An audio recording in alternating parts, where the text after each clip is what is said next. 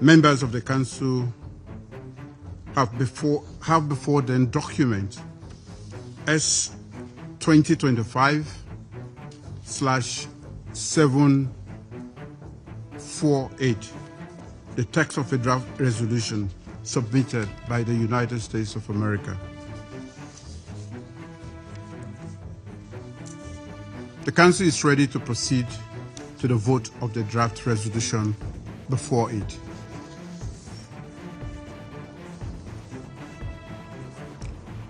I now give the floor to those members of the Council who wish to make statements before the vote.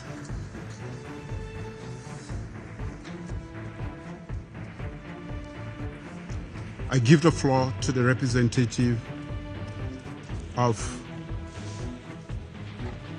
the United States. Thank you, Mr. President.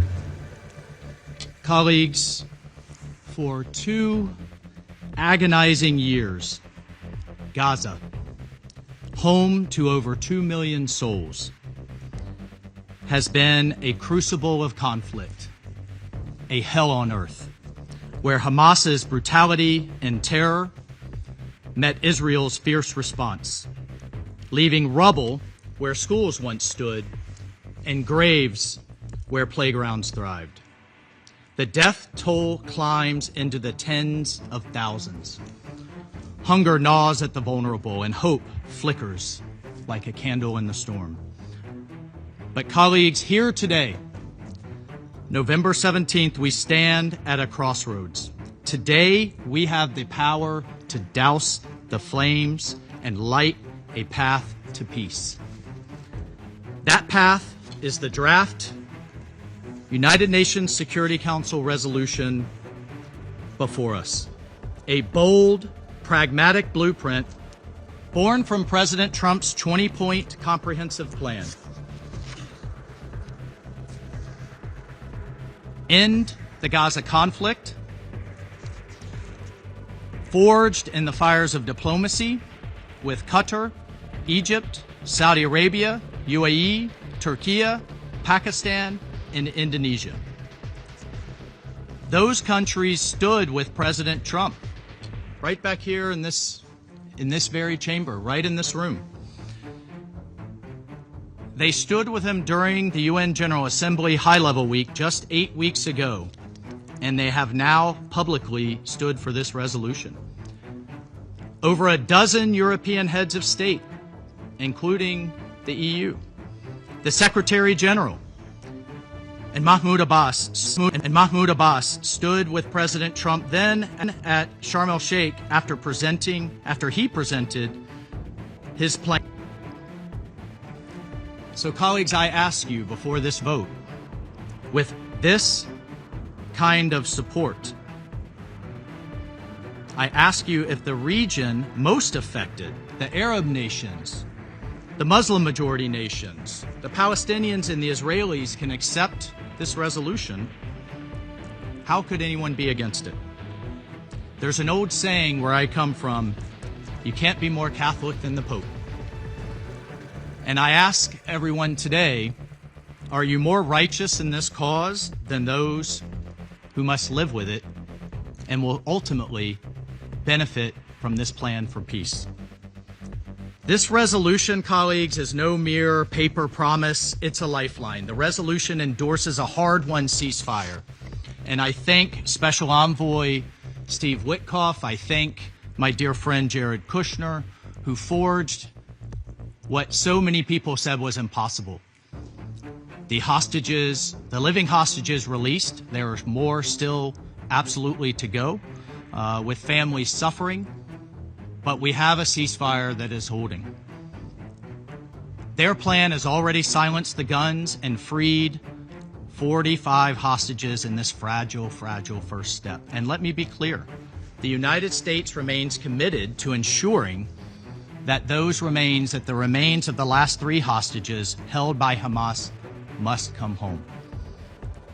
The resolution authorizes the International Stabilization Force, a strong coalition of peacekeepers, many from Muslim majority nations like Indonesia, Azerbaijan, and others, to deploy under a unified command. These brave souls will secure Gaza's streets, they will oversee demilitarization, they will protect civilians, and they will escort aid through safe corridors. All while Israel phases out its presence and a vetted Palestinian police force takes on a new role. At the heart of this plan, colleagues, lies the Board of Peace, a transitional administration with an international coordinating reconstruction financing from a dedicated trust fund backed by the World Bank itself to rebuild shattered lives, homes, hospitals, schools. That's what we will see with this plan and this resolution, not talking points, but actual deliverables. And crucially, per the carefully negotiated language in the 20-point plan, this resolution charts a possible pathway for Palestinian self-determination after the Palestinian Authority has completed the necessary reforms, where rockets will give way to olive branches and there is a chance to agree on a political horizon. It dismantles Hamas's grip. It ensures Gaza rises free from terror's shadow, prosperous and secure. Now, colleagues, we hear critics whispering of challenges. Russia has had a counterdraft. We hear concerns over mandates, but colleagues, hesitation here is the true enemy. We've seen ceasefires crumble before. We cannot repeat the definition of insanity here by doing the same thing that was done before. And by returning to the same frameworks and same talking points that will doom us to repeat this horror all over again. Delaying will cost lives, and every day without this force, aid trucks lie idle, children starve, and the extremists regroup to try to maintain control. So, colleagues, voting yes today isn't just endorsing a plan, it's affirming our shared humanity. It's telling Gaza's and Israel's mothers that the world has not forgotten them. Adopting this resolution today will prove the United Nations can still be a beacon and not just a bystander. Colleagues, the eyes of history and humanity are upon us right here, right now. A vote against this resolution is a vote to return to war. Time is not on the side of peace. This is not the time for endless debate and lawyering. The clock is ticking like a time bomb. So let us vote for this resolution, not as a compromise, but as a covenant for the children of Gaza and for peace that endures and for a Middle East reborn. Mr. President, I thank you. I thank the representative of the United States for the statement. I shall put the draft resolution to the vote now.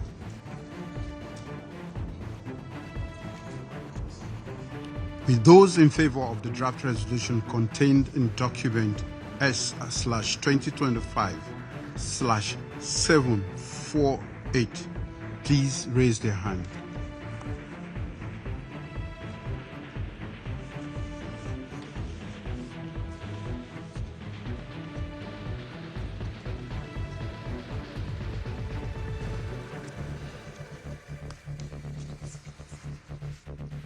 Those against?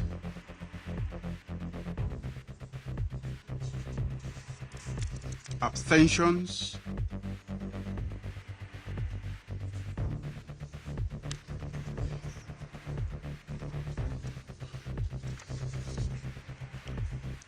The result of the voting is as follows: 13 votes in favor, 0 votes against, 2 abstentions.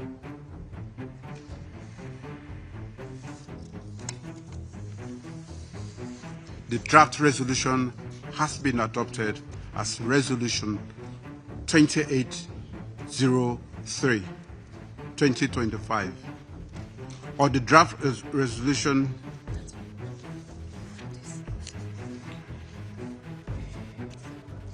I now give the floor to those members of the Council who wish to make statements after the vote.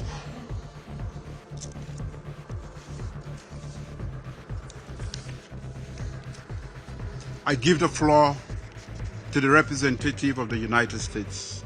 Thank you, Mr. President, and thank you to the Council members for this historic and constructive resolution. Thank you for joining us in charting a new course in the Middle East for Israelis and Palestinians and all the people of the region alike. I would like to additionally thank our partners from the President's meeting during High-Level Week: Egypt, Qatar, Jordan, Saudi Arabia, the United Arab Emirates, Turkey, Indonesia, and Pakistan. We have all bound together, recognizing the urgency of the situation and for swift adoption to deny Hamas any opportunity to reconstitute and to ensure that the people of Gaza can be fed. Today's resolution represents another significant step towards a stable Gaza that will be able to prosper and an environment that will allow Israel to live in security. The Board of Peace, which will be led by President Trump, remains the cornerstone of our effort. The board will coordinate the delivery of humanitarian assistance, facilitate Gaza's development, and support a technocratic committee of Palestinians responsible for day-to-day operations of Gaza's civil service and administration, while the Palestinian Authority fully implements its reform program. The resolution today provides troop-contributing countries with the framework they need for moving forward with the International Stabilization Force and global financial institutions the mechanisms they need for channeling investment, respectively. The former will support a region free from Hamas's grip, and the latter, Gaza's reconstruction and development. The path to prosperity, colleagues, requires security first. Security is the oxygen that governance, that development needs to live and to thrive.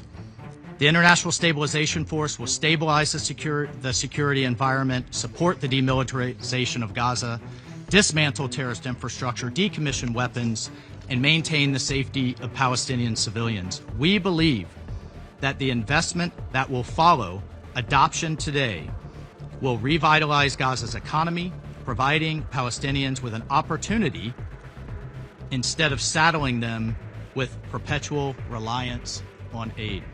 We look forward to working alongside the World Bank to that end as it supports Gaza's long-term redevelopment, even as we address the immediate and dire humanitarian needs. President Trump's historic 20-point plan marked the beginning of what will be a strong, stable, and prosperous region, united in rejecting the path of violence, hatred, and terror. Colleagues, and I say this to the world, this resolution today is just the beginning. An adoption of resolution today demonstrates the overwhelming support for the President's vision for a stable Gaza where Palestinians determine their own destiny, free from terrorist rule and violence. And under President Trump's bold leadership, the United States will continue to deliver results alongside our many partners.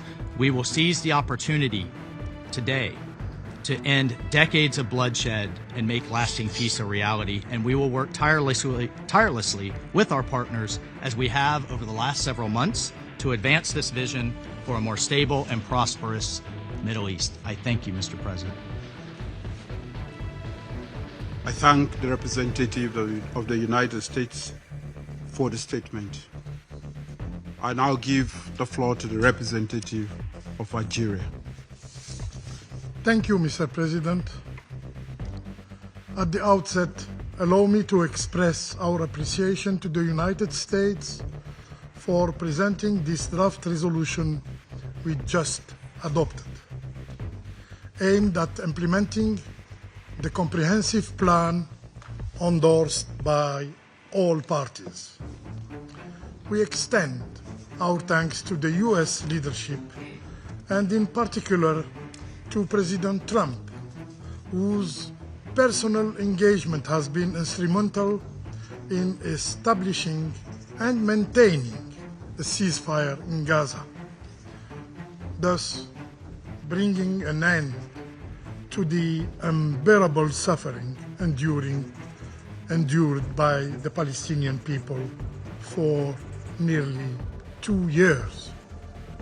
We acknowledged the efforts undertaken by President Trump in advancing peace worldwide, but we underline that genuine peace in the Middle East cannot be achieved without justice. Justice for the Palestinian people who have waited for decades for the establishment of their independent state. Mr. President, Algeria has engaged in the negotiations of this resolution on behalf of the Arab group and in close consultation, close coordination with the Palestinian representatives. We submitted what we considered essential amendments to ensure balance and integrity in the text. Some of those proposals were taken on board, and we continued to engage until the end, both on behalf of the Arab group and in our national capacity, to incorporate elements we believed would further improve the draft.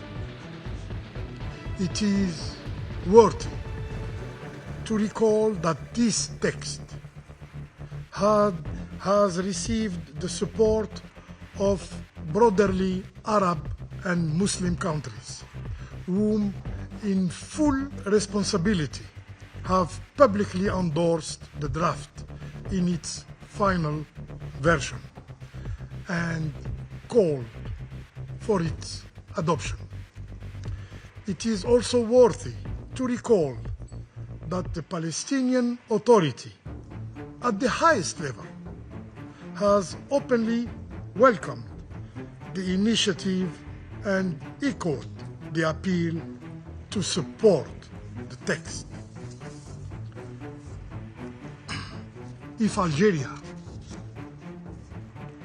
Algeria has made it a solemn duty to stand consistently with Palestine, we have also pledged never to overstep this rule, and above all, without engaging in any form of overstatement or one-upmanship, but rather to fully respect the choices and the decisions of the Palestinian people themselves and their representatives. Mr. President, in light of these elements, Algeria has finally decided to vote in favor of this text, a text that we support its core objective, namely the maintenance of the ceasefire and the creation of conditions enabling the Palestinian people to exercise their inalienable rights to self-determination and statehood. Allow me, Mr. President, to underline the following points. First, this resolution is one more piece in the broader mosaic that forms the United Nations doctrine on resolving the Israeli-Palestinian conflict. Previous resolutions remain fully valid and constitute the essential foundation of any future effort. Second, this resolution must be read in its entirety. Its annex is an integral part of it, and all parties must comply with it. It clearly affirms no annexation, no occupation, no forced displacement. Third, humanitarian aid must enter and be distributed throughout Gaza through the UN agencies and other humanitarian actors without interference. Without interference, Israel can no longer impose restrictions that have contributed to the starvation of the Palestinian population in Gaza. Fourth, Gaza will be administered under a transitional arrangement by a technocratic Palestinian committee pending the return of the Palestinian Authority to assume its full responsibilities in the Strip as outlined in the comprehensive plan. Fifth, the establishment of an international stabilization force is a major development. We believe it will, as mandated, first and foremost, provide protection to Palestinian civilians and enable the complete withdrawal of Israeli occupying forces from Gaza. Six, today Gaza lies in ruins and its population bears the deep scars inflicted by a devastating war machine. The time has come. The time has come for the reconstruction of Gaza with the support of the international community, the international financial institution, including the World Bank. Algeria, for its part, will stand ready to assume its responsibility and will contribute to the effort to rebuild civilian infrastructure in Gaza solely for the benefit of the Palestinian people. 7. Palestinian people are enduring immense suffering, not only in Gaza, but also in the West Bank, where settler terrorism has reached unprecedented levels. Dispossession, annexation, and the relentless expansion of settlement are eroding, day by day, the very prospects of a viable Palestinian state. Protection measures must therefore be extended to the West Bank as a matter of urgency. Accountability is equally indispensable.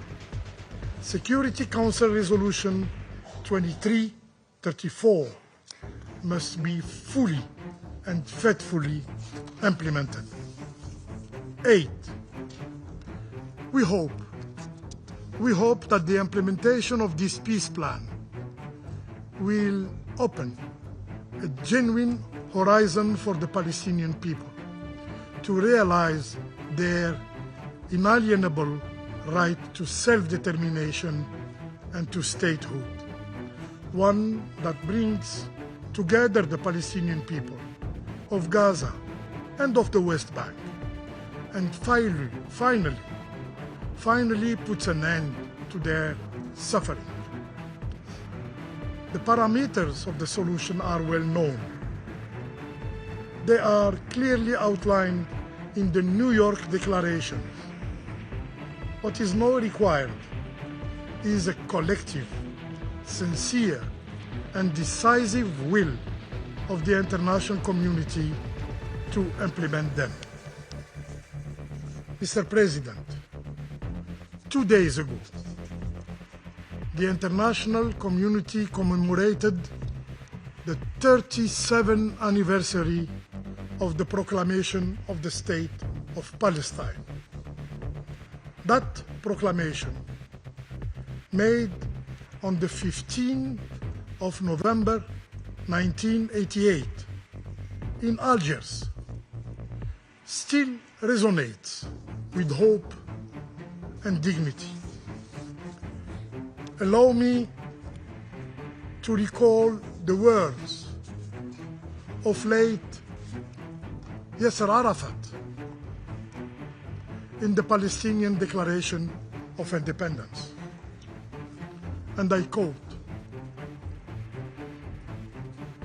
"In its struggle to secure peace in a land that has always carried the names of love and peace, the State of Palestine calls upon the United Nations, entrusted with the special responsibility toward the Palestinian people and their homeland, and calls upon the peoples and nations of the world, especially those who cherish peace and freedom, to help them achieve their just aspirations and bring an end to their long tragedy. This requires providing them with protection and working decisively to end the Israeli occupation of the Palestinian territories. We hope that those engaged in this process will remain faithful to this call, a call that echoes across generations and continues to guide the path toward a just and lasting peace in the Middle East. My country, Algeria, as stated several times by President Abdelmajid Tebboune, will remain steadfast in supporting such an endeavor. I thank you. I thank the representative of Algeria for the statement, and I give the floor to the representative of United Kingdom. Thank you, President. The United Kingdom voted in favour of this resolution as a critical staging post in the implementation of the peace plan for Palestinians, Israelis and the region, turning the page on 2 devastating years of conflict towards a lasting peace. Last month, the international community came together in Sharm el-Sheikh to deliver a strong message of support for President Trump's 20-point plan, as well as the diplomatic efforts of Qatar, Turkey and Egypt. This resolution takes that plan forward and has the support of Arab and Islamic countries, which has been welcomed by the Palestinian Authority. We thank President Trump for his leadership and the US for bringing this resolution forward. It is right that we build on this momentum so an international stabilization force can be deployed quickly to support the ceasefire and to avoid a vacuum being left which Hamas can exploit.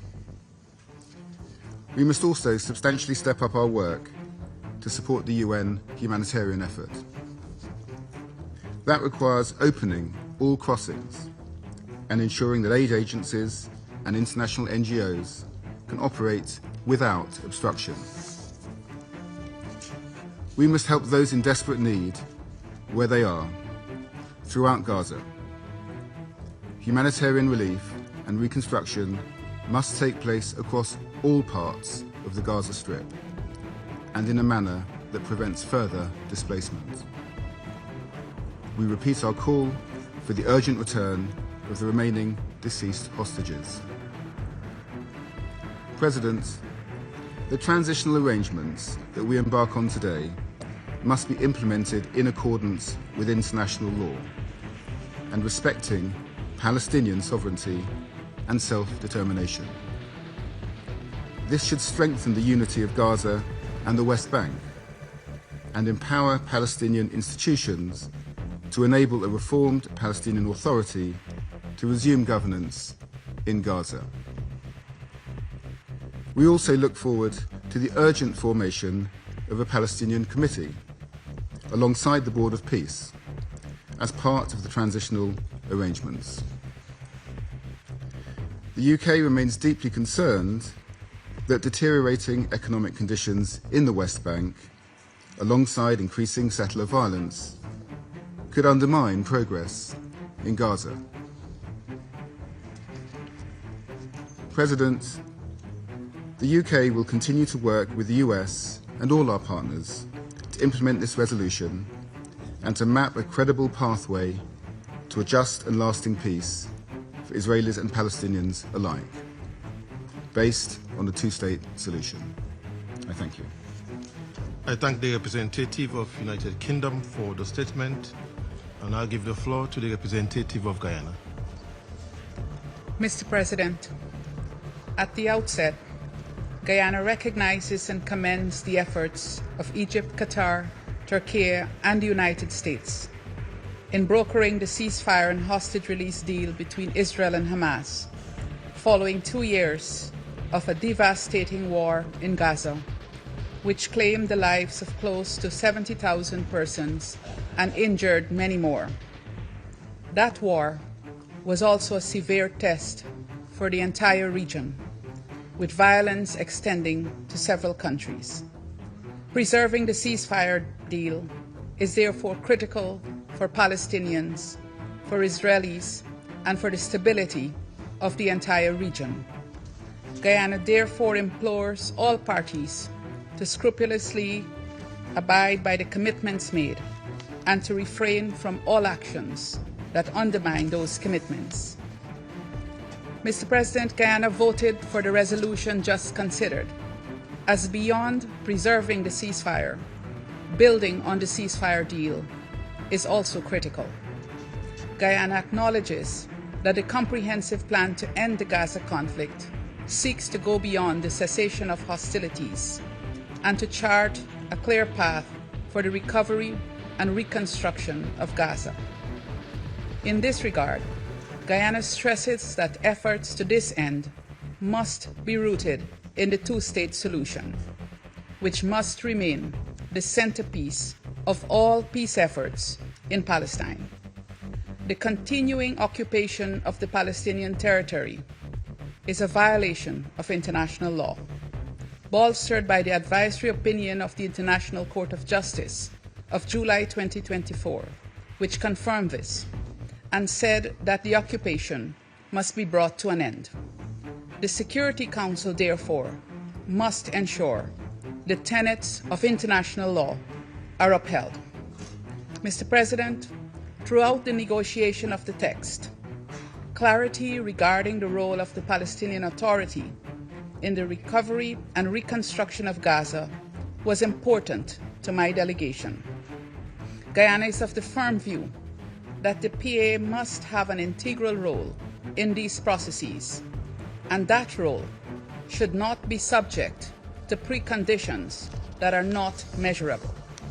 We believe that this is also linked to retaining the centrality of the two-state solution as the only just, viable, and comprehensive solution to the Palestinian question. Operating from this premise will ensure that Palestinians exercise their right to self-determination. Further, the central role of the United Nations in the recovery and reconstruction process must be safeguarded.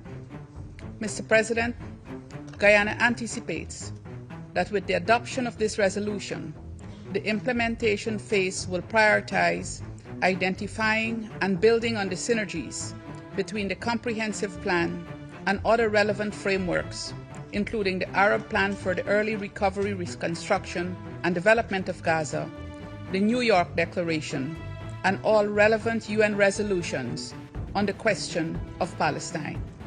We urge that the interest of the Palestinian people remain paramount. I thank you. I thank the representative of Guyana for the statement. I now give the floor to the representative of Pakistan. Mr. President, we thank the United States for tabling this resolution that welcomes and endorses President Trump's comprehensive plan to end the Gaza conflict and lays the groundwork for its implementation.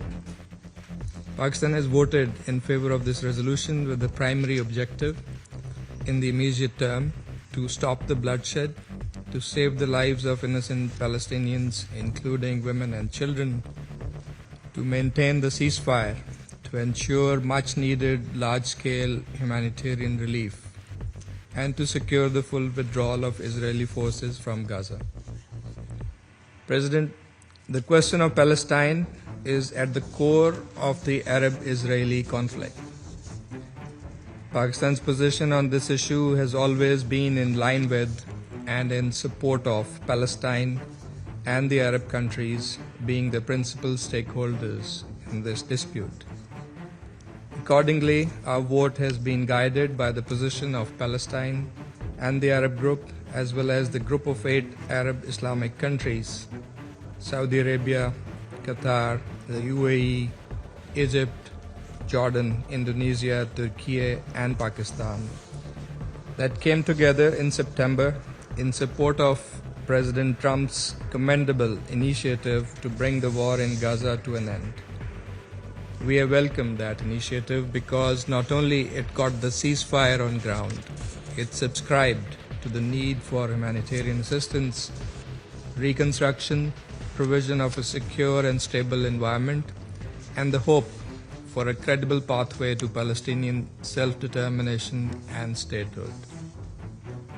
President, throughout the negotiations on the draft resolution, Pakistan supported the proposals of the Arab group submitted by Algeria and also submitted our own amendments to make the text more balanced and in line with international legitimacy that governs the Palestinian question. We acknowledge and appreciate the efforts of the pen holder, the United States, for incorporating some of our suggestions, including the call for maintenance of the ceasefire in OP1 and a reporting mechanism to the Security Council. Some important suggestions, however, were not reflected, such as a clear political path to Palestinian self-determination and statehood, the central role of the Palestinian Authority in governance and reconstruction, and enhanced involvement of the UN, besides clarifications about the Board of Peace and the mandate of the International Stabilization Force.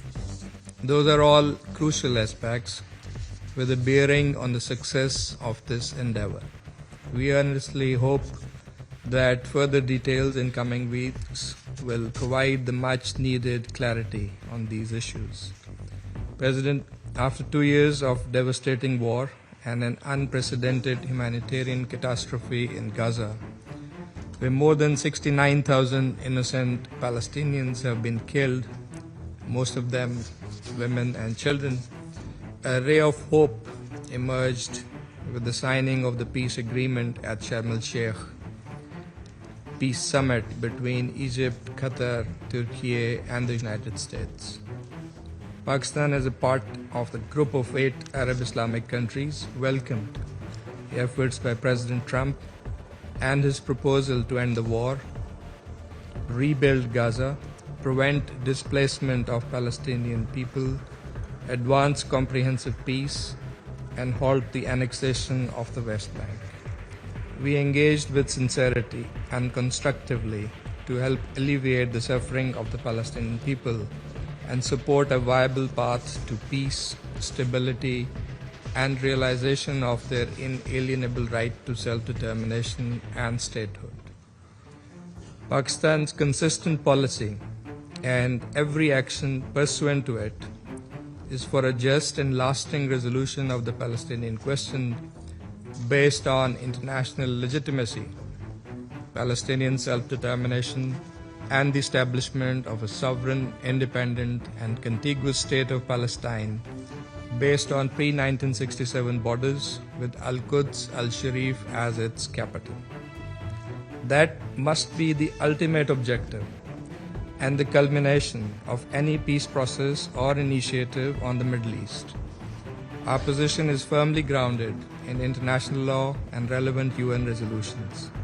Pakistan reaffirms its full support and solidarity with the Palestinian people and will continue to stand with them at every stage. We hope that the momentum generated by the ongoing peace efforts will help achieve these objectives, and we call on the international community to uphold its obligations in this regard. President, allow me to underline our position on some key elements related to today's resolution. First, the existing Security Council resolutions on the question of Palestine remain fully valid. This resolution shall not alter or diminish them. Second, the right to self-determination is inherent and unconditional. This right is enshrined in the UN Charter, applies equally to the Palestinian people, and cannot be subjected to any conditions. Third, as the resolution and the peace plan envisage, the Board of Peace is a transitional oversight mechanism. The mandate granted to the BOP by this Council is temporary and expires in 2027 unless renewed. Importantly, the executive and administrative authority in Gaza must remain with the Palestinians through a Palestinian committee. Fourth, we reiterate that the role of the Palestinian Authority is absolutely central and critical in this process. A legitimate Palestinian representation is essential for credible governance and genuine Palestinian ownership. Peace cannot be achieved in bypassing the Palestinians. There must be an end to policies that undermine and weaken the Palestinian Authority. Fifth, the establishment of the temporary international stabilization force could truly be stabilizing if guided by a clear peacekeeping mandate consistent with UN norms. Disarmament should take place through an agreed political process negotiated under a unified Palestinian national authority. It is also important that the ceasefire be fully respected by all sides. Unilateral violations of the ceasefire will threaten and thwart the entire process and must not be tolerated.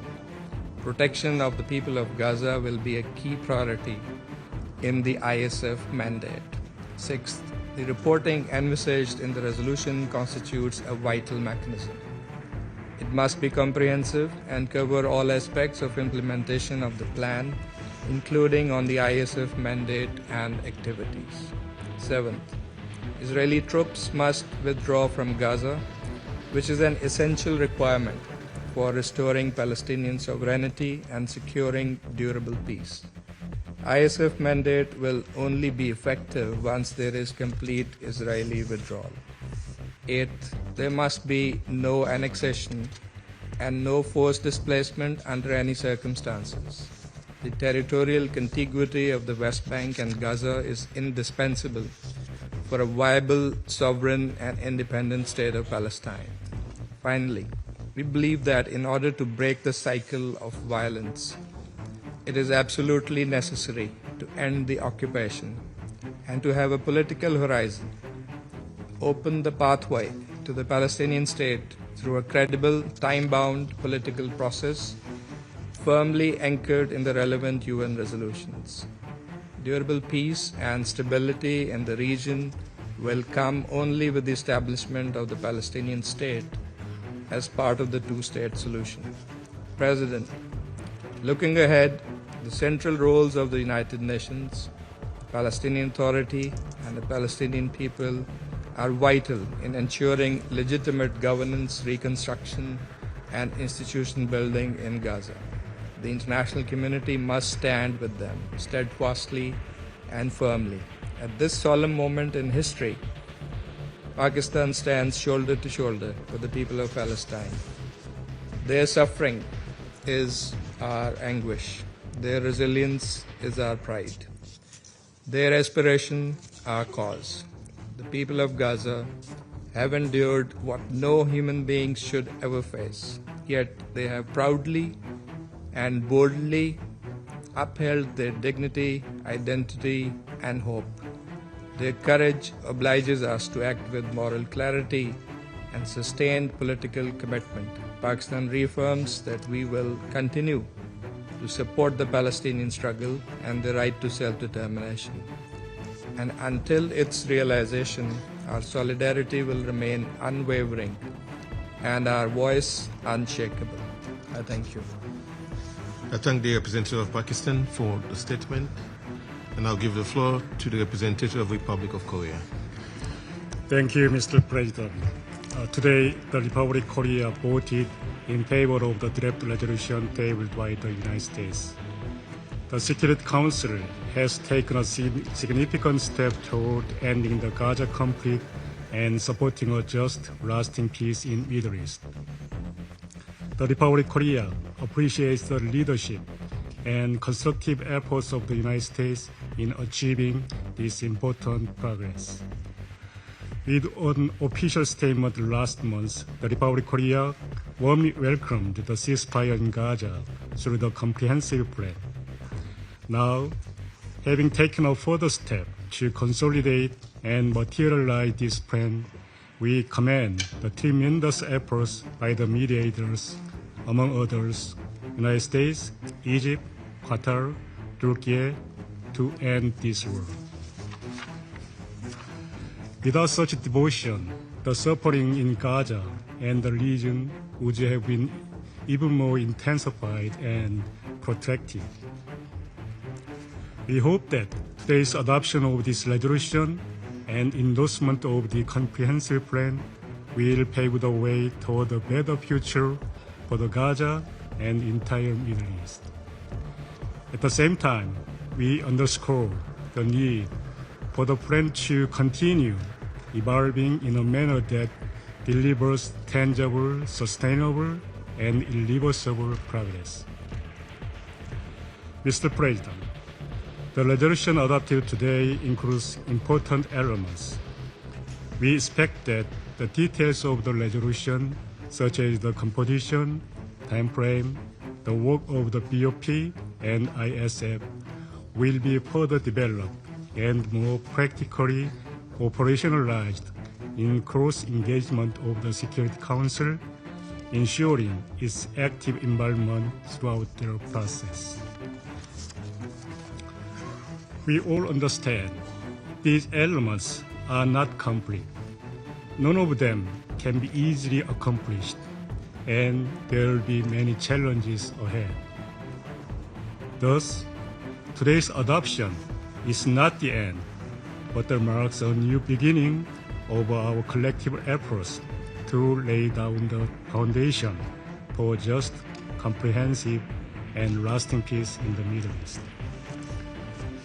The international community, including the Security Council, should stay engaged in supporting a pathway that can transform this hard-won opportunity into meaningful reality on the ground, again, with the Council's constructive engagement, including regular reporting to it.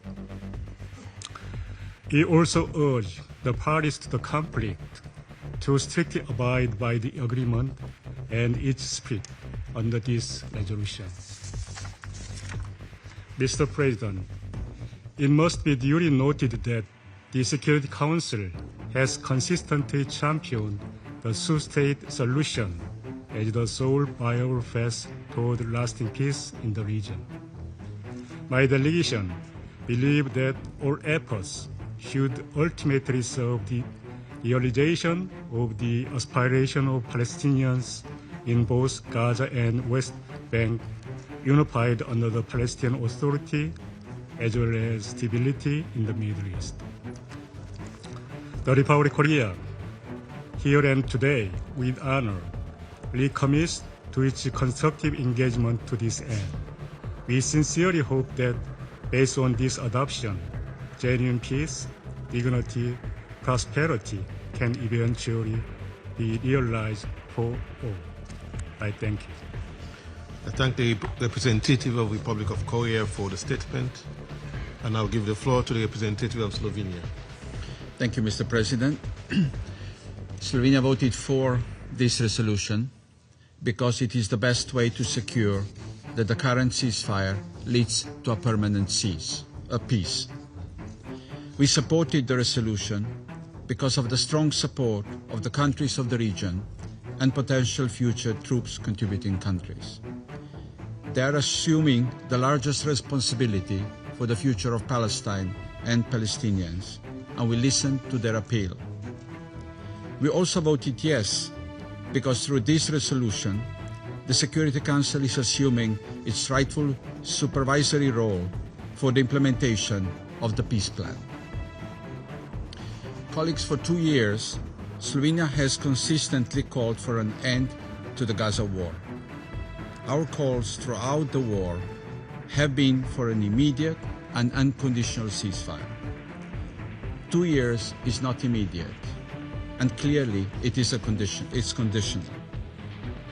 Mr. President, we thank the United States for presenting this resolution and for the consultative process they steered, with a strong participation by the countries in the region. Their voices and the voice of the Palestine played an important role in guiding today's decision of the Council. Colleagues, Slovenia approached its work at the Council with a heavy sense of responsibility. Throughout our term, we consistently called for a strong role of the Council. Many times we mentioned historical responsibilities, and this resolution surely falls under this category. In this vein, Slovenia remains convinced that clear terms of reference for the work of the Board of Peace, along with its composition, should be transmitted to the Council when available. While this resolution provides a framework, we understand many details will be agreed upon on the ground and through a consultative process. We underline the need for inclusivity, transparency, and good faith. We underline the inalienable right of the Palestinian people to self-determination and the principle of territorial integrity affirmed by the Council. This translates into the Gaza Strip being unified with the West Bank, including East Jerusalem, under the Palestinian Authority. Slovenia believes that Palestinian Authority must assume full responsibilities in the Gaza Strip and calls on transitional arrangement to support this goal in a timely manner. We further believe that details for International Stabilization Force deployment and operation should be hammered out in close consultative process with potential troop contributing countries.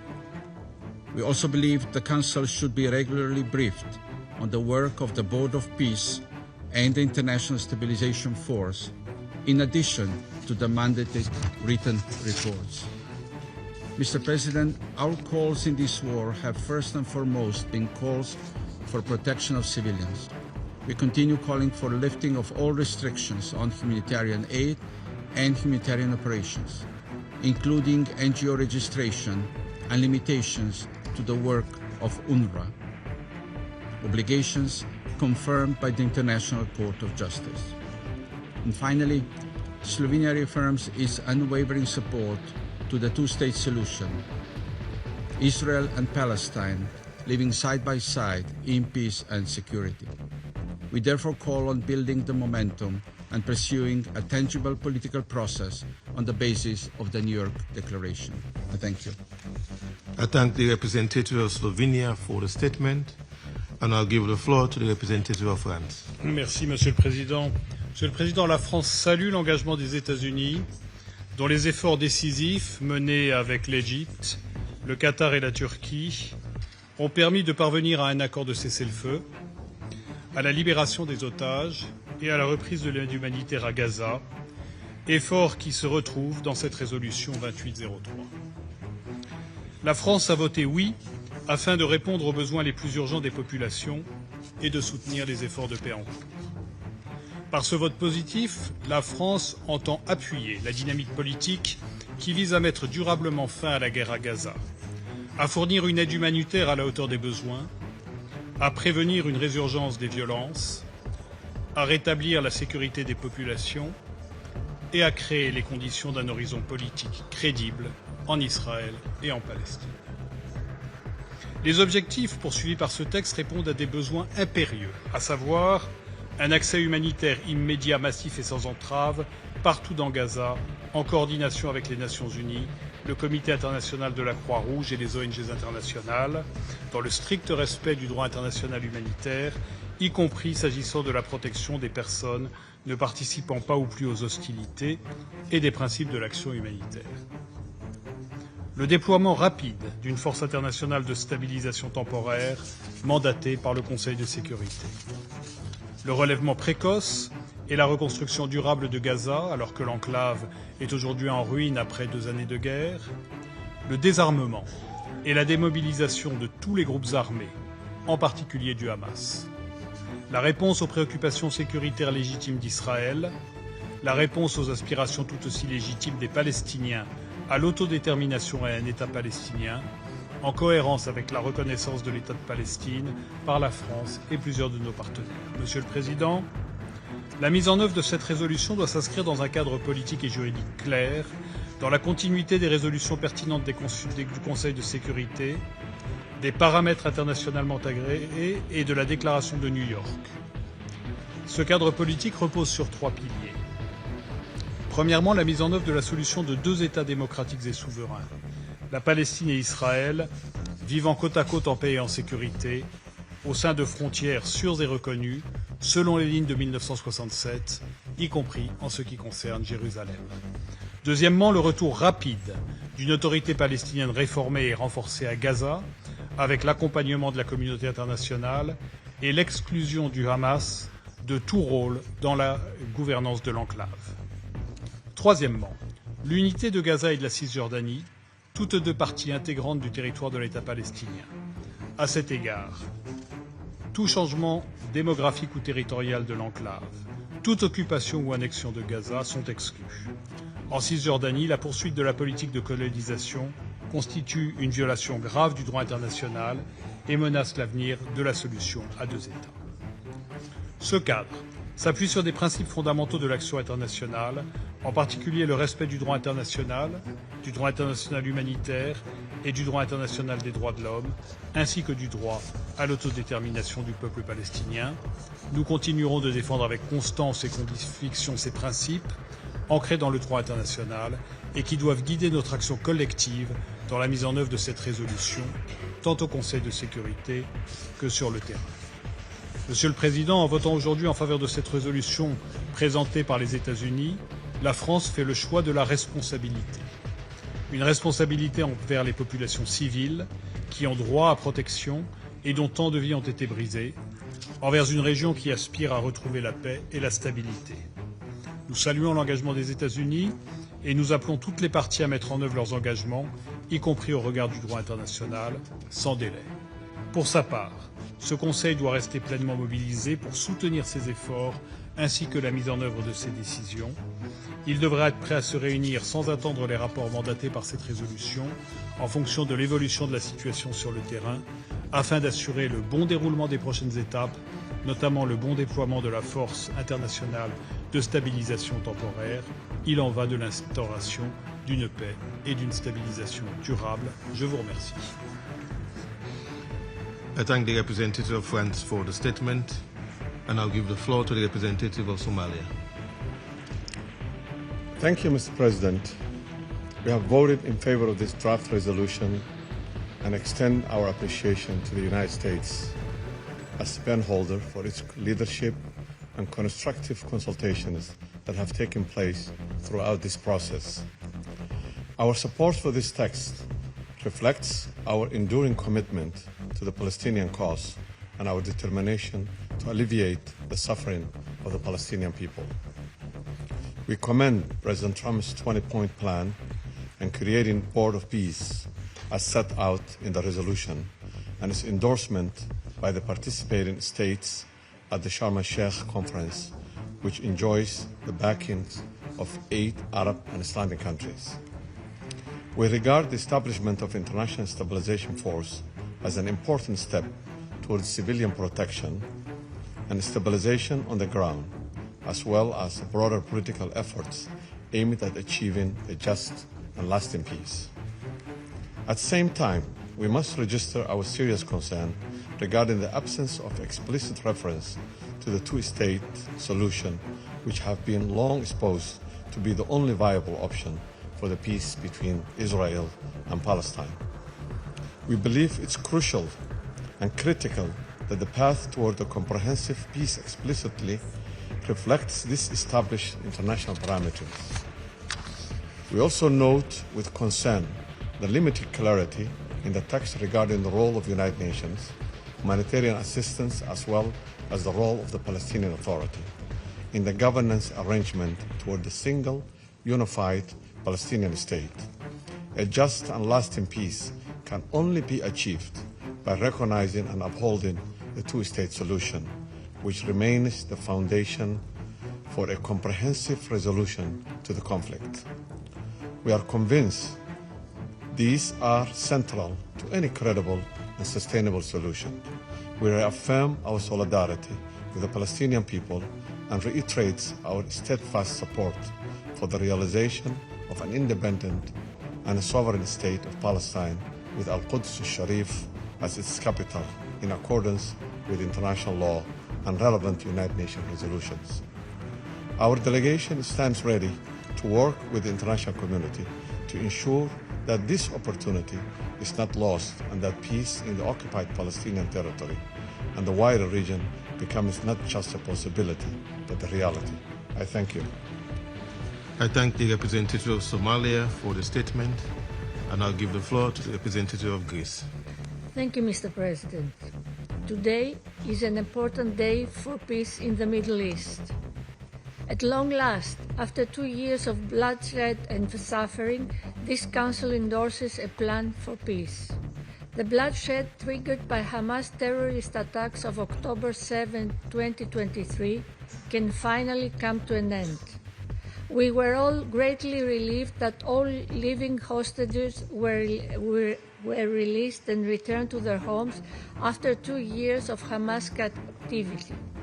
This outcome comes thanks to the diplomatic leadership demonstrated by the US and its unwavering commitment towards a diplomatic solution. Mr. President, history will take note of our collective decision here today.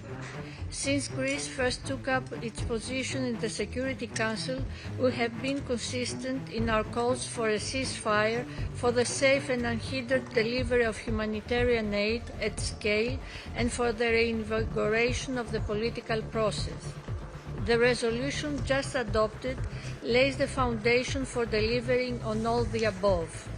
It prepares a path for a political process leading to the realization of the two-state solution where Israelis and Palestinians can live side by side in peace and security. It constitutes but the start of the process, opening the path for Palestinian self-determination and statehood as stipulated in the comprehensive plan. Importantly, as the plan stipulates, no one will be forced to leave Gaza. May the peoples of the region suffer no more, and may they finally live in sustainable peace, for they have suffered too much. Gaza's reconstruction and development is now also visible on the horizon. An empowered and reformed Palestinian Authority should return to the Strip as soon as possible and be in a position to exert effective control over Gaza and the West Bank. Greece, along with its European, Arab and other partners, will spare no efforts to support the reform process of the PA. Hamas will have no role in any form in the governance of Gaza. May its terror never again be unleashed upon the Israeli people or undermine peace in the whole region. The now mandated International Stabilization Force must work with Egypt and Israel and see to the effective training of the vetted Palestinian police force to be able to secure border areas, stabilize the security environment in Gaza, and protect civilians. A longtime friend of Israelis and Palestinians, Greece will study the modalities of the ISF as they unfold In this regard, we are willing to play an active role and we stand ready to contribute to Gaza's reconstruction and stabilization efforts. Mr. President, peace in the Middle East is a conceivable, achievable outcome, one which could lead to a more prosperous, safe, and more interconnected Middle East. This resolution endorses the plan to end the Gaza conflict and lays the framework to achieve enduring peace, security, and prosperity. The path before us is laid out. All parties must now tread it courageously, because peace lies at its end. It is a path worth treading. I thank you. I thank the representative of Greece for the statement, and I'll give the floor to the representative of Denmark. Thank you, Mr. President. After 2 years of brutal conflict in Gaza, the guns were finally silenced as the ceasefire entered into force on October 10th. A long-awaited pause that offers renewed hope after immense suffering and hardship. Our hope is that Israelis and Palestinians alike can now finally begin recovering from the horrors of war and the devastation it has caused. Denmark voted in favor of this resolution, in support of President Trump's comprehensive plan to end the Gaza conflict.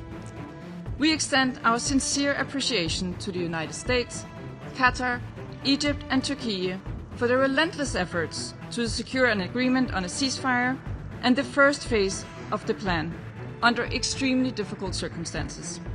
This plan represents our best opportunity to bring about lasting peace in the Middle East. A peace in which civilians in Gaza can live in dignity and safety.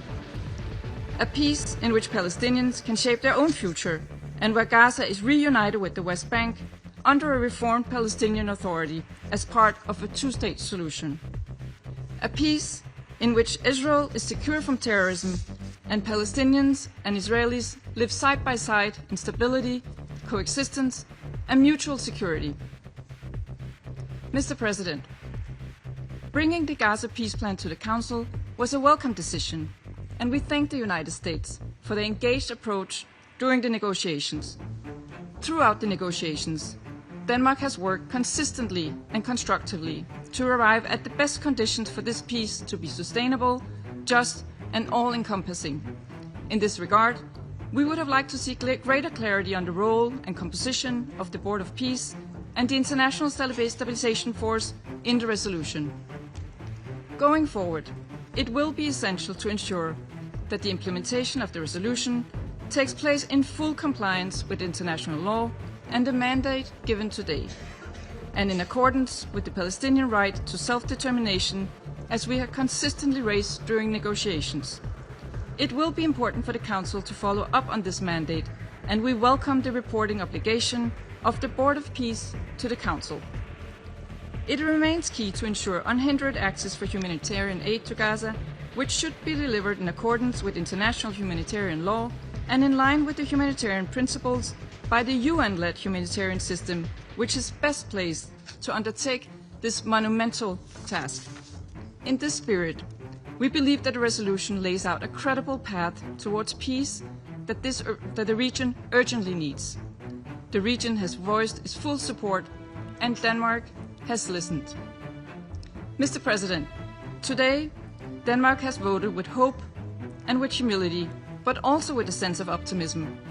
We hope that this resolution will mark the first step towards a future in which peace is no longer negotiated in this chamber, but lived day by day in two states, in a region that can finally fulfill the potential that has been hindered by war for far too long.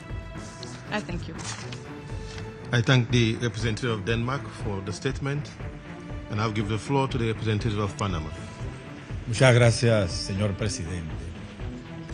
Panamá reconoce el liderazgo de Estados Unidos y agradece los esfuerzos diplomáticos que ha desplegado al proponer y coordinar el texto de la resolución que hoy ha sido aprobada por este Consejo, y endosa el plan para la terminación del conflicto y lograr la paz esbozado por el presidente Donald Trump, que consta como anexo a la resolución y forma parte integral de la misma. Lo perfecto es enemigo de lo bueno. Panamá ha votado a favor de esta resolución presentada por los Estados Unidos y respaldada por Arabia Saudita, Qatar, Egipto, Emiratos Árabes Unidos, Indonesia, Jordania, Pakistán y Turquía, porque, aún reconociendo la urgente e impostergable necesidad de abordar de manera integral las causas políticas y de seguridad que han impedido una solución sostenible al conflicto israelí-palestino durante décadas, situamos en el centro de nuestra posición a la población israelí y a la palestina, y a la magnitud del sufrimiento y devastación que hoy enfrentan. La guerra de los últimos 2 años, desatada tras los ataques brutales perpetrados por Hamas el 7 de octubre del 2023, los cuales Panamá ha condenado de manera reiterada, ha ocasionado la trágica realidad que vive Gaza hoy. Reiteramos que el futuro de Gaza deberá construirse sin la presencia y el control de Hamas. La actual situación en el terreno demanda una respuesta urgente que priorice la seguridad, la integración y la protección de la población civil gazatí e israelí. Por ello, consideramos que la resolución propuesta por Estados Unidos, que ha sido adoptada hoy por este Consejo, constituye un primer paso necesario para consolidar el alto al fuego, reforzar la vital asistencia humanitaria y apoyar los esfuerzos internacionales dirigidos a iniciar la reconstrucción e intentar un camino distinto al que la población palestina de Gaza, su tierra natal, ha conocido durante demasiado tiempo. De igual manera, reconocemos y reiteramos nuestro respaldo al trabajo indispensable que realizan las agencias de las Naciones Unidas en la protección y asistencia de la población civil, incluso en las condiciones más difíciles, y subrayamos la importancia de garantizar su acceso, seguridad y capacidad operativa en el territorio palestino. Señor presidente, en lo que respecta a Panamá, entendemos que Gaza y Cisjordania, incluida Jerusalén Oriental, son partes integrales del futuro Estado palestino de conformidad con las resoluciones pertinentes del Consejo de Seguridad y el derecho internacional. Por ello, reiteramos que la única vía sostenible pasa por una solución que permita a los pueblos de Israel y Palestina vivir lado a lado en 2 estados en paz, seguridad y dignidad para ambos, dentro de fronteras mutuamente reconocidas y plenamente respetadas. Panamá seguirá trabajando con todos los actores y respaldando acciones e iniciativas como la resolución que hoy se adopta para construir sobre la misma a fin de preservar el alto al fuego, proteger a los civiles y mantener abiertas todas las vías de solución política que impulsen una paz justa, digna y duradera. Muchas gracias. I thank the representative of Panama for the statement, and I'll give the floor to the representative of Russian Federation. Господин председатель, Российская Федерация воздержалась от подготовленного американскими коллегами проекта резолюции Совета Безопасности. Такой проект мы поддержать не могли. Мы ценим усилия Соединенных Штатов и других посредников, благодаря которым удалось остановить горячую фазу палестино-израильского конфликта и предотвратить массовый голод, добиться прекращения огня, освобождения израильских заложников и удерживаемых палестинцев, а также осуществить обмен телами погибших. Видим, что эти усилия ценят как в регионе Ближнего Востока, так и во всем мире. Вместе с тем, когда речь идет о решении Совета Безопасности ООН, как главного уставного органа по поддержанию международного мира и безопасности, мы не должны забывать об ответственности, о той ответственности, что лежит на нем. Именно поэтому с самого начала переговоров по документу мы последовательно настаивали на том, чтобы членам СБ была отведена уставная роль с необходимыми инструментами подотчетности и контроля. Кроме того, мы исходили из того, что резолюция должна отражать общепризнанную международно-правовую основу, подтверждать фундаментальные решения и принципы, в первую очередь краеугольную формулу двух государств для двух народов. А ведь именно этот подход был одобрен подавляющим большинством в Нью-Йоркской декларации, принятой по итогам двух форумов в поддержку двухгосударственного решения. Коллеги, это вопрос не теоретического, а практического характера, сохраняющий свою особую актуальность на фоне публичных, недвусмысленных заявлений, доносящихся из высших эшелонов власти Израиля о недопустимости создания палестинского государства. К сожалению, этих ключевых элементов в американском проекте нет, как и нет какой-либо ясности по поводу сроков передачи ПНА контроля над Газой, а также определенности вокруг Совета мира и международных стабилизационных сил, которые, судя по тексту принятой сегодня Советом резолюции, смогут действовать абсолютно автономно, невзирая на позицию и мнение Рамаллы. Это чревато закреплением отрыва сектора от западного берега и напоминает о колониальных практиках и британском мандате Лиги наций на Палестину, когда мнение самих палестинцев никто не учитывал. Отдельные вопросы вызывает и мандат международных сил. В плане президента Трампа не указывалось, что они будут заниматься демилитаризацией Газы и разоружением местных группировок, используя все доступные средства. В резолюции же миссия наделяется такими миропринудительными задачами,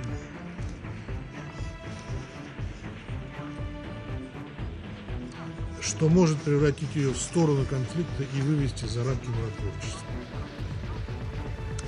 Насколько мы понимаем, ни одна из потенциальных стран-поставщиков контингентов на такое не подписывалась. При этом отмечаем, что членам Совета фактически не дали времени на добросовестную работу и поиск компромисса. Выкручивание рук по столицам и делегациям здесь, в Нью-Йорке, добросовестной работой не назовешь. Если резюмировать, то представленный Соединенными Штатами документ – это очередной кот в мешке. По сути, Совет дает благословение на американскую инициативу под честное слово Вашингтона, отдавая сектор Газа на откуп Совета мира и международных стабилизационных сил, о модальностях работы которых нам пока ничего не известно. Главное, чтобы этот документ не стал ширмой для бесконтрольных экспериментов Соединенных Штатов и Израиля на оккупированной палестинской территории и не превратился в приговор к двухгосударственному решению. Россия приняла к сведению позицию Рамаллы, а также многих арабо-мусульманских государств, выступивших в поддержку американского проекта во избежание возобновления кровопролития в анклаве. В этой связи мы не стали вносить наш собственный проект, целью которого было внести поправки в концепцию Соединенных Штатов для ее приведения в соответствии с согласованными резолюциями ООН. Но не стоит и ликовать. Сегодня печальный день для Совета. Помимо желания заинтересованных сторон, есть еще такое понятие, как цельность Совета Безопасности. И сегодня принятием этой резолюции эта цельность и прерогативы Совета были нарушены. Это тот случай, когда мы хотели бы ошибиться и рассчитывать, что Соединенные Штаты на деле продемонстрируют свой миротворческий потенциал, оценивать который можно будет по тому, насколько им в реальности удастся обеспечить устойчивый мир, где Израиль и Палестина будут сосуществовать в мире и безопасности в границах 1967 года, а Иерусалим станет столицей обоих государств в соответствии с резолюциями Совета Безопасности и Генеральной Ассамблеи ООН, нормами международного права и заключенными ранее соглашениями, отвечающими как интересам израильтян в обеспечении собственной безопасности, так и праву палестинцев на собственное государство. Теперь реализация плана президента Трампа целиком ложится на его авторов и сторонников, прежде всего из числа арабо-мусульманской восьмерки.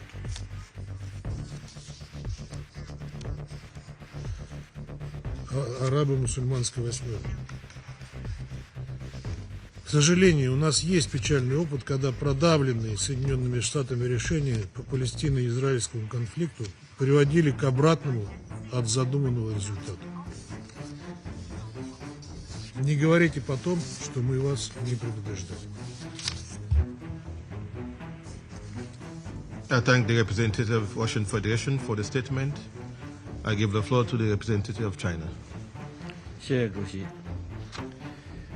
加沙经受了2年战火摧残，已是满目疮痍，百废待兴。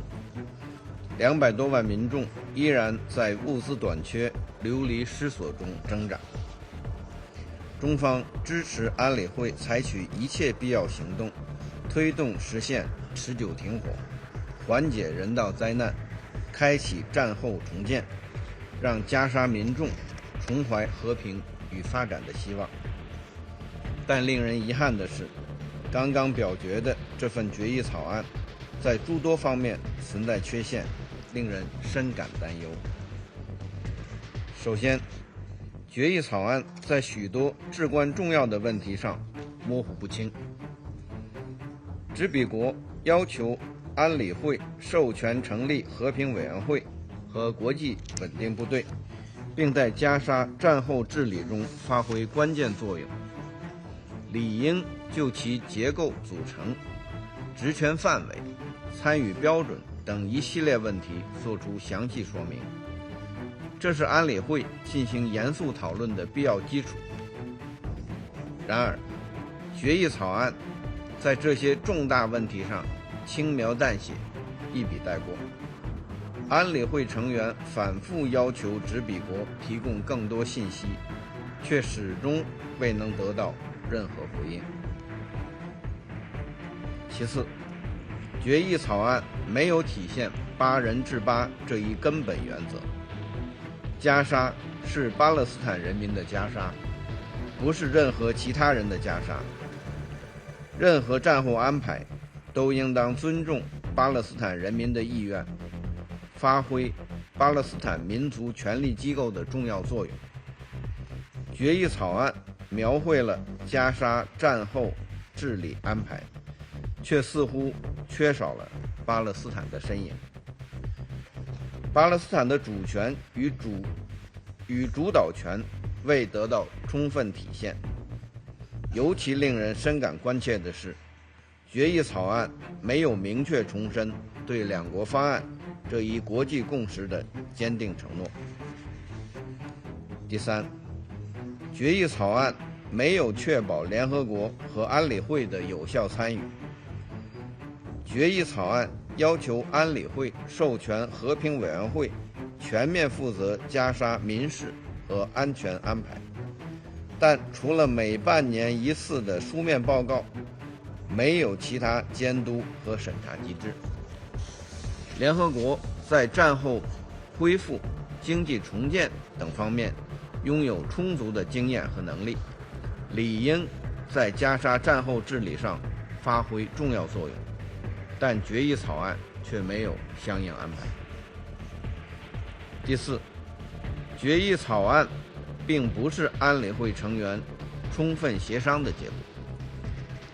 执笔国提出决议草案不到2周时间，就匆匆要求安理会做出事关加沙前途命运的重要决定。安理会成员负责任地参与了磋商，提出了许多建设性的问题和意见，但绝大多数没有得到采纳。在各方仍存重大关切和严重分歧的情况下，执笔国强行推动安理会就决议草案采取行动。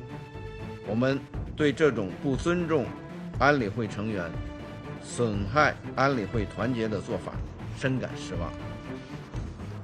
主席，尽管决议草案存在上述诸多问题，尽管中方对决议草案存在重大关切，但考虑到加沙脆弱和严峻的局势，考虑到维持停火的必要性，考虑到地区、国家和巴勒斯坦的表态，中方对决议草案投了弃权票。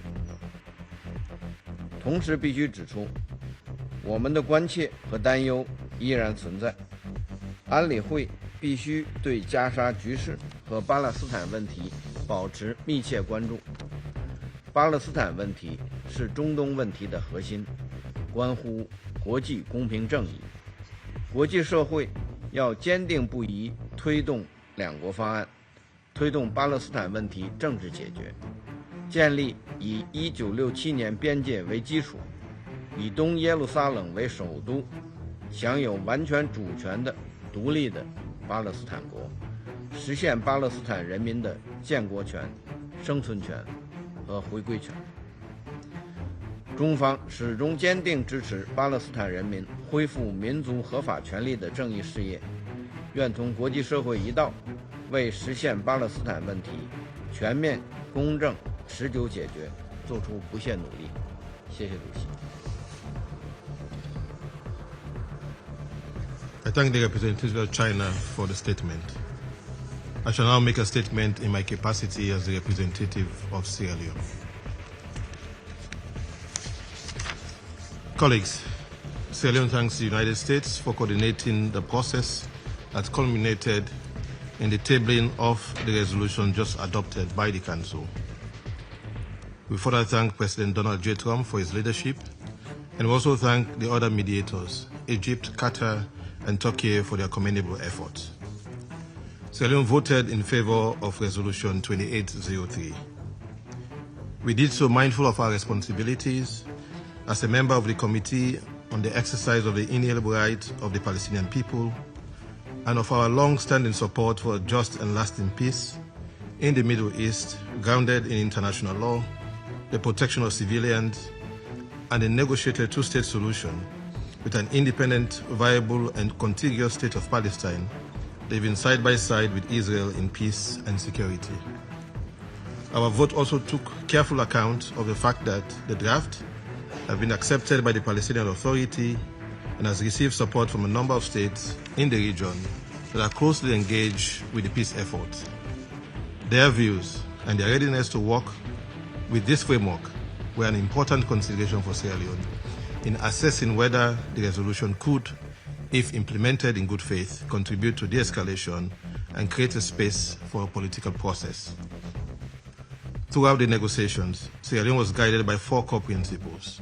First, safeguarding the inalienable right of the Palestinian people to self-determination. Second, ensuring the protection of civilians and unhindered humanitarian access. Third, anchoring any stabilization measures in a clear, lawful, and time-bound framework that restores legitimate Palestinian governance. And fourth, preserving regional peace and security in accordance with the Charter of the United Nations. Colleagues, we attach particular importance to the legal effects of decisions of this Council. On matters within its mandate under the Charter, the Security Council may create binding obligations for member states by virtue of the consent already given by all members to accept and carry out its decisions. In doing so, the Council can contribute to the progressive development and codification of international law relating to the maintenance of international peace and security. At the same time, the Council's authority is not without limits. It is constrained by the Charter and by peremptory norms of general international law, jus cogens, which admit no derogation. Among these peremptory norms is the right of peoples to self-determination, as elaborated by the International Law Commission and affirmed by the jurisprudence of the International Court of Justice. The Council cannot lawfully extinguish, suspend, or condition such a right. It is therefore Sierra Leone's clear understanding that nothing in this resolution impairs, qualifies, or defies the inalienable rights of the Palestinian people to self-determination and to an independent state. That right exists independently of any peace plan, governance arrangement, or reform program. In accordance with the advisory opinions of the International Court of Justice on the legal consequences of Israeli policies and practices in the occupied Palestinian territory, the United Nations, including this Council, is called upon to operationalize that right, not to postpone it or dilute it. Against this background, we interpret the references in the resolution to a future pathway to Palestinian self-determination and statehood as reaffirming and not conditioning the existing right of the Palestinian people. Any benchmarks concerning governance or reform can only relate to the manner in which the right is exercised in practice, not to its existence in law.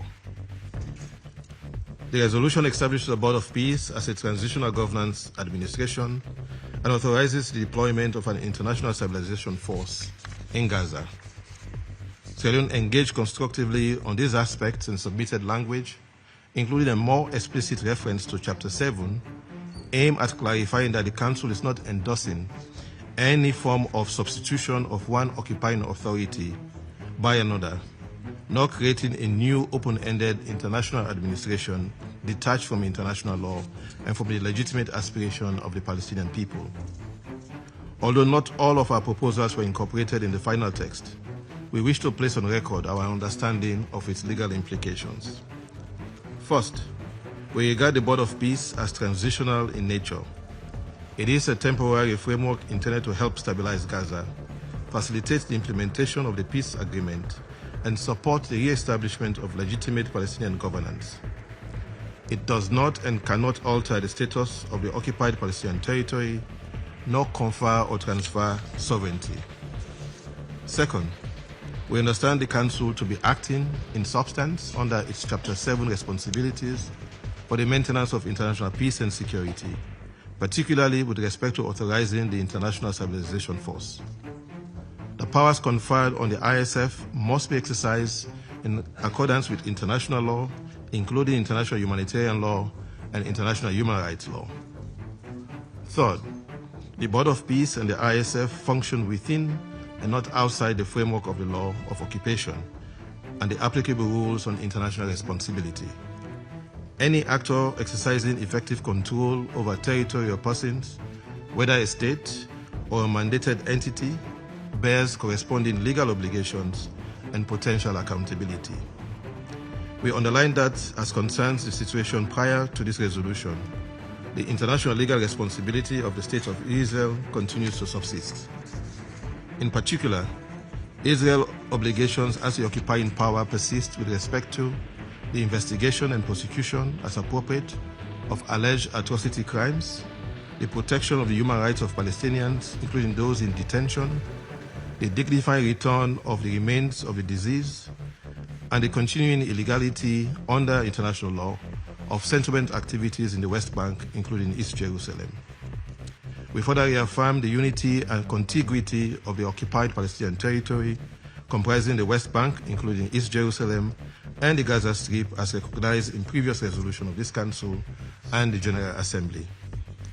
Nothing in this resolution may be interpreted as fragmenting that territorial integrity or prejudging final status issues which must be resolved through negotiations in line with international law. On the question of permanent sovereignty over natural resources, Sierra Leone recalls the long-standing resolutions of the General Assembly and the position of this Council affirming the right of the Palestinian people to permanent sovereignty over their natural resources, including land and maritime resources in the occupied Palestinian territory. We regret our proposed language explicitly reaffirming this right was not retained in the final text. We therefore place on record that we understand that right to remain fully applicable and unimpaired. Colleagues, our vote in favor reflects a careful, considered balance. The resolution is not without shortcomings, and it does not fully reflect all Sierra Leone's preferences and proposals. As said by the permanent representative of Panama, as the French philosopher Voltaire aptly puts it, and I quote, The perfect is the enemy of the good, end of quote. However, taken as a whole, and bearing in mind its acceptance by the Palestinian Authority and the support expressed by key states in the region, we are of the view that the resolution contains elements, if implemented in good faith and in full conformity with international law, can help consolidate the ceasefire, strengthen the peace agreement, improve humanitarian access, and create conditions for early recovery and reconstruction in Gaza, while contributing to regional stability. Our support is therefore accompanied by clear expectations that the ceasefire will be respected and strengthened, that civilians, wherever they are, will be protected in accordance with international humanitarian law, that all parties will implement the peace agreement in good faith and in a spirit of compromise, that the transitional arrangement will lead within a defined time frame to unified, legitimate Palestinian governance over occupied Palestinian territory, and that credible, irreversible steps be taken towards a just, comprehensive, and lasting political settlement based on the two-state solution and the full realization of the rights of the Palestinian people to self-determination. Sierra Leone will continue to support all genuine efforts within and outside the Council to end the current cycle of violence and to advance a just peace that delivers security and dignity for both Palestinians and Israelis in line with international law and the purposes and principles of the United Nations. I thank you.